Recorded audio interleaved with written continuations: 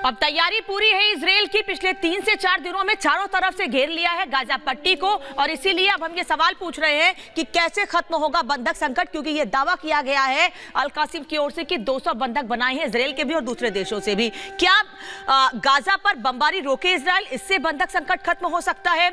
Cease fire घोषित करे Israel, बीच में ऐसी खबरें भी आई थी लेकिन इसकी पुष्टि नहीं की गई थी, बल्कि खुद प्रधानमंत्री ऑफिस की ओर से यह कहा गया था, पीएम ऑफिस की ओर से इजराइल के, कि ऐसा कुछ भी नहीं है सीज फायर को लेके। फिलिस्तीनी कैदियों को छोड़ा जाए, क्या उसके बाद यहां पर स्थितियां बेहतर होंगी और बंधक संकट खत्म होगा, क्योंकि दोनों तरफ से बंधक बनाए गए हैं इसलिए।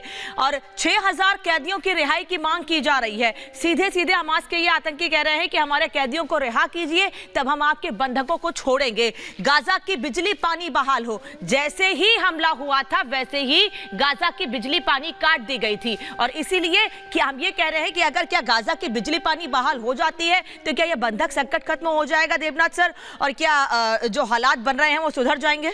देखिए, किसी भी आतंकवादी संगठन से निपटने का सबसे अच्छा तरीका यह है कि मैं सबसे पहले अपने को आतंकवादी के दिमाग के अंदर डालूं और उस तरह से सोचूं। तो किसी भी आतंकवादी संगठन में बंधक लेना वो अपने लिए बहुत जायज़ मानते हैं, और उसके बाद उनको मालूम है कि अगली कार्रवाई क्या है। उनकी जो डिमांड्स हैं वो एक एक डिमांड के लिए थोड़े थोड़े बंधक छोड़ेंगे। अगर आज वो बोल रहे हैं कि पहले आप हमारे बंधक छोड़िए, तो वो क्या कोशिश करेंगे कि 6000 पैलेस्टीन जो इजराइल के जेलों में उन बंधकों को छोड़ा जाए, बदले में वो 6000 के बदले में मात्र 60 बंधकों को छोड़ेंगे। इसी तरह से अगर आज हमास बोल रहा है कि ये बमबारी बंद की जाए, तो इसके बदले में वो महज 20 बंधकों को छोड़ेंगे। आतंकवादी संगठनों में एक चीज और है, उनको मालूम है कि वो जितने खतरनाक तरीके से, उनकी मानसिकता बताता हूं, कि वो जितने खतरनाक तरीके से बंधकों का इस्तेमाल करेंगे उनको उतना सक्सेस मिलेगा। तो हो सकता है कि इन बंधकों को भी ह्यूमन शील्ड की तरह से इस्तेमाल करें, यानी जहां पे हमास के स्ट्रेटेजिक टारगेट हैं वहां पे ही वो बंधक को रख दें और बोलें अब मारो।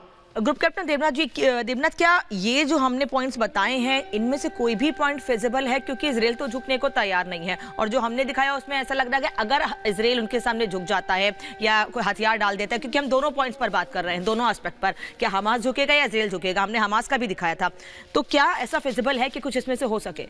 देखिए, नेगोशिएशन तो होगी, इसमें कोई शक नहीं है। एंटनी ब्लिंकन बार बार क्यों आ रहे हैं? हम सब अज्यूम कर रहे हैं कि वो आ रहे हैं और हथियार देने के लिए और समर्थन देने के लिए, लेकिन राजनीतिक तहत पर यह समझना पड़ेगा कि एक उनका क्या पर्पस है। वो भी नेतन्याहू को बता रहे हैं कि शायद अब थोड़ा नरम पड़ने की जरूरत है, क्योंकि इजराइल की जो आर्मी है अगर वो गजा में घुस गई तो अमेरिका आज जो समर्थन दे रहा है, गजा के अंदर एक बार इजराइल की फौज घुस जाएगी तो अमेरिका को 3 गुना और ज्यादा अस्त्र शस्त्र और हथियार देने पड़ेंगे। और अमेरिका स्ट्रेटेजिक तौर पे बात कर रहा हूं, इमोशन की बात नहीं कर रहा, भावनाओं की बात नहीं कर रहा। अमेरिका का मेन मकसद क्या है? यूक्रेन के युद्ध में जीतना है। उसे मालूम है कि शायद ज़ेलेंस्की हार जाएं, शायद यूक्रेन हार जाए, शायद रूस की जो फौजें हैं वो कीव तक पहुंच जाएं। तो अमेरिका ने के लिए जो स्ट्रेटेजिक ऑब्जेक्टिव है वो आज भी यूक्रेन है। अमेरिका की अपनी स्ट्रेटजी है, अमेरिका दूर तक देख रहा है कि उसका इसमें क्या हित हो सकता है।